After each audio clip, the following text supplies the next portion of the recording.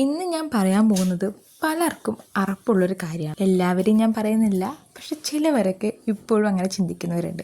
ഞാൻ ഇതിനെക്കുറിച്ച് വീഡിയോ ഇടണമെന്ന് പലവട്ടം ചിന്തിച്ചതിന് ശേഷമാണ് കേട്ടോ ഇടുന്നത്.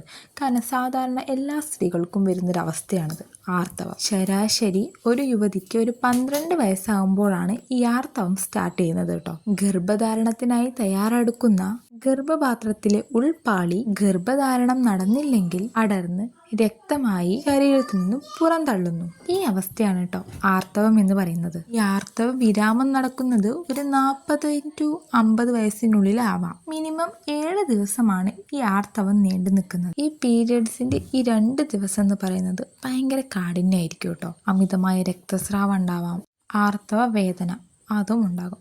ഇത് പലർക്കും പല രീതിയിലാണ് കേട്ടോ.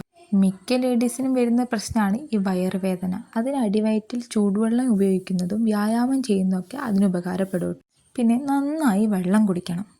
എനിക്ക് മെയിനായിട്ട് ഞാൻ ഉപയോഗിക്കുന്നത് ചോക്ലേറ്റ്സ് ആണ് കേട്ടോ. കാരണം ചോക്ലേറ്റ് കഴിച്ചാൽ എൻ്റെ കുറച്ച് വേദന കുറയുമെന്നാണ് എൻ്റെ വിശ്വാസം. വീഡിയോ ഇഷ്ടപ്പെട്ടാൽ ലൈക്ക് ചെയ്യാനും കമൻറ്റ് ചെയ്യാനും മറക്കരുത്. വീഡിയോ ആദ്യമായിട്ട് കാണുന്നവരാണെങ്കിൽ സബ്സ്ക്രൈബ് ചെയ്യാനും മറക്കരുത് കേട്ടോ. കൂടെ കൂട്ടണേ.